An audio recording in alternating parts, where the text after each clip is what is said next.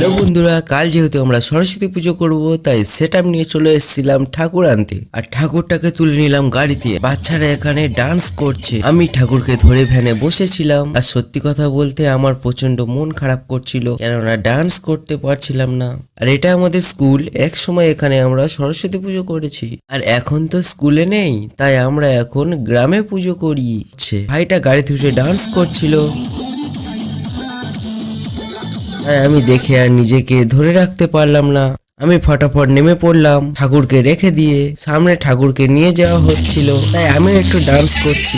আমাদের এখানকার আরো একটি ঠাকুর আর এক কাকা যেহেতু সবাইকে চকলেট দিল, তাই আমিও খেয়ে নিলাম। আর ফাইনালি আমরা ঠাকুর নিয়ে চলে এসেছি প্যান্ডেলে। আর এদিকে দেখো,